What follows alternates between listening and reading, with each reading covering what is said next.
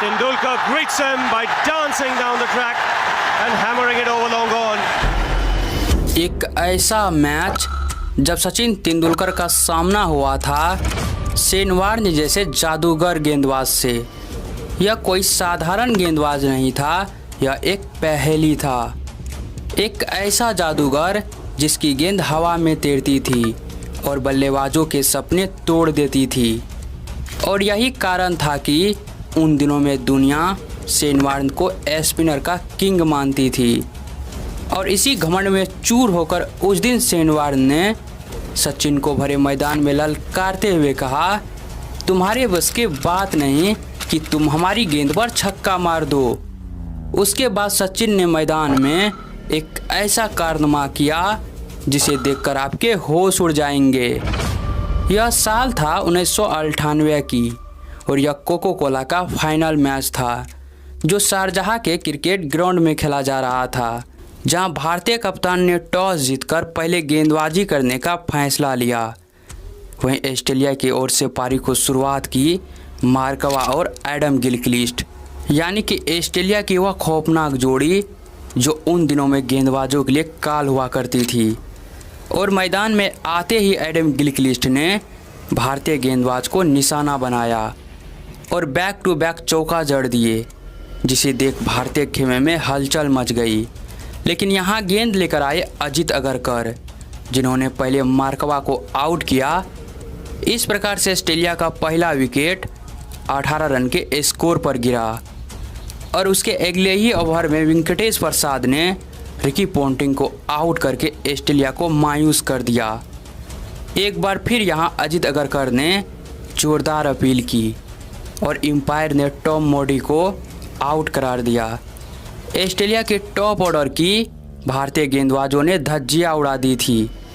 पूरी भारतीय खेमे में खुशी का माहौल बन चुका था।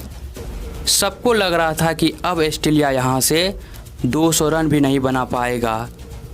लेकिन मैच की असली हाईलाइट तो अब यहाँ से शुरू हुई। अब शुरू हुआ ऑस्ट्रेलियाई बल्लेबाज का तांडव, क्योंकि जहाँ माइकल बेवन ने 45 रन की विस्फोटक पारी खेली तो वहीं पर स्टीवा ने 70 रन की कप्तानी पारी खेली और लास्ट में ड्रेन ने शानदार फिनिशिंग की। यही कारण था कि ऑस्ट्रेलियाई टीम ने 50 ओवर की समाप्ति पर 272 रन का लक्ष्य भारत के सामने खड़ा कर दिया था। और उन दिनों में इतना बड़ा टारगेट विनिंग टारगेट माना जाता था और यह टारगेट को चेज करके जीतना भारतीय बल्लेबाजों के लिए उतना आसान नहीं होने वाले थे, वह भी ऑस्ट्रेलियाई गेंदबाज के सामने, ऊपर से फाइनल का प्रेशर लेकर। खैर, इसी बीच भारतीय पारी की शुरुआत की सचिन तेंदुलकर और सौरव गांगुली। वहीं ऑस्ट्रेलिया की ओर से पारी का पहला ओवर लेकर आए डेमियन फ्लेमिंग की पहले ही गेंद पर सौरव गांगुली ने शानदार चौका जड़ दिया और उसके अगले ही गेंद पर सौरव गांगुली ने ऑफ साइड में एक और चौका लगाकर उन्होंने अपना इरादा साफ कर दिया। इस प्रकार से मैच के पहले ही ओवर से भारत के ये दोनों बल्लेबाज ने 10 रन बना लिया। दोनों बल्लेबाज सूझबूझ के साथ भारतीय स्कोरबोर्ड को आगे बढ़ा रहे थे और यहाँ सचिन के प्रहार से सौरव गांगुली भी बाल बचे। इसी चौके की मदद से 7 ओवर तक में भारतीय स्कोरबोर्ड 34 रन तक पहुँच गया। एक तरफ सचिन तेज रफ्तार से बल्लेबाजी तो कर रहे थे, लेकिन दूसरी तरफ सौरव गांगुली कंगारुओं गेंदबाजों के सामने संघर्ष करते हुए दिख रहे थे, क्योंकि सौरव गांगुली 42 गेंद खेल चुके थे और सिर्फ 24 रन बनाकर स्ट्राइक पर थे। लेकिन यहाँ सौरव गांगुली कंगारुओं के बिछाई हुई जाल में फंस जाते हैं और इस प्रकार से भारत का पहला विकेट 39 रन के स्कोर पर गिरा। अब सचिन के साथ देने के लिए आए नयन मोंगिया, लेकिन एक तरफ सचिन की आक्रामक बल्लेबाजी मैदान में जारी थी। उन्होंने पहले भारतीय स्कोर बोर्ड को 50 रन के पार पहुंचाया, उसके बाद 100 रन के करीब।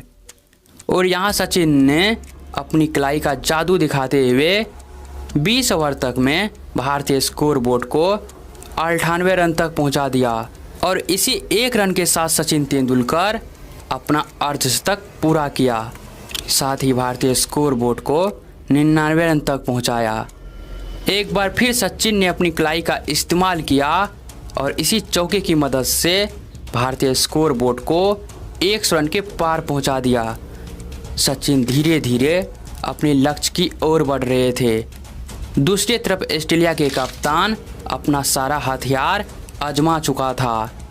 सिर्फ एक को छोड़कर अब गेंद उन्हीं के हाथों में थी। उन दिनों में शेन वार्न की घूमती हुई गेंद से दुनिया डरती थी। पूरी दुनिया देखना चाहता था शेन वार्न और सचिन तेंदुलकर के बीच का युद्ध, क्योंकि एक तरफ था दुनिया के नंबर 1 बल्लेबाज जिसे दुनिया मास्टर ब्लास्टर सचिन तेंदुलकर के नाम से जानते थे, तो वहीं दूसरी तरफ था स्पिनर का किंग जिसे दुनिया शेन वार्न के नाम से जानते थे। और उन दिनों में दोनों खिलाड़ी अपने फुल फॉर्म में थे। शेन वार्न की पहली ही गेंद पर सचिन ने एक लंबा छक्का लगा दिया, जिसे देख पूरी दुनिया हैरान तो हो ही गए थे, खुद शेन वार्न भी हैरान हो गए थे मैदान में। सचिन के यह छक्का को देखकर ऐसा लग रहा था कि शेन वार्न सचिन के सामने कुछ भी नहीं है। सचिन ने शेन वार्न का स्वागत छक्के से किया और वार्न की दूसरी ही गेंद पर सचिन ने 2 रन लेकर भारतीय स्कोर बोर्ड को 20 ओवर तक में 113 रन तक पहुंचाया। दोनों बल्लेबाज के ऊपर फाइनल का दबाव साफ साफ दिखाई दे रहा था और उसी दबाव को कम करने के चक्कर में 25वें ओवर में नैन मोंगिया आउट हो गए।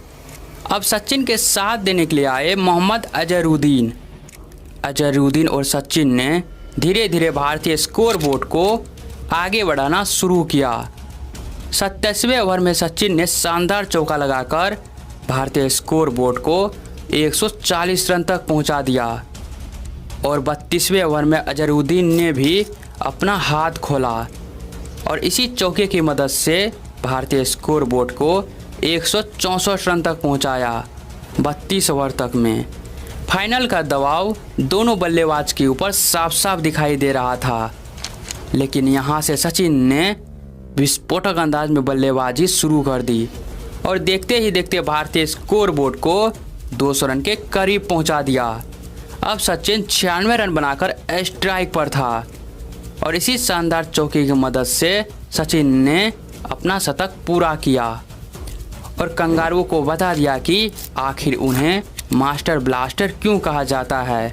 37वें ओवर में अजहरुद्दीन ने एक शानदार चौका लगाया और 38वें ओवर में एक और चौका लगाकर उन्होंने दुनिया को अपना अंदाज दिखा दिया। दोनों की तूफानी बल्लेबाजी देखकर ऑस्ट्रेलियाई टीम मैदान में हैरान हो गई थी और भारतीय स्कोर बोर्ड भी 200 रन के पार पहुंच चुका था। एक बार फिर ऑस्ट्रेलिया के कप्तान ने सचिन के सामने शेन वार्न को लाया, लेकिन वार्न का स्वागत सचिन ने उसी अंदाज में किया। शेन वार्न की सारी चालें सचिन समझ चुके थे और उस दिन सचिन हर चाल का जवाब उसी के अंदाज में दे रहा था। ऐसा लग रहा था मानो सचिन की शेन वार्न से कोई पुरानी दुश्मनी हो और उसका बदला आज सचिन ले रहे हैं। सचिन ने आक्रामक अंदाज में बल्लेबाजी करते हुए भारतीय स्कोर बोर्ड को 45 ओवर तक में 248 रन तक पहुंचा दिया, लेकिन यहां सचिन तेंदुलकर आउट हो गए। हालांकि वह भारत को लगभग जीत दिला ही दिए थे। सचिन 134 रन बनाकर उदास निराश होकर पेविलियन जा रहे थे, क्योंकि वह इस मैच को फिनिश नहीं कर पाए थे। उसके बाद अजहरुद्दीन और अजय जडेजा ने मिलकर भारत को इस फाइनल में जीत दिलाई और जीत का जश्न पूरी भारतीय टीम कुछ इस प्रकार से मनाया। तो सचिन की विस्फोटक बल्लेबाजी के नाम इस वीडियो पर एक लाइक और एक कमेंट तो ज़रूर कर दीजिएगा।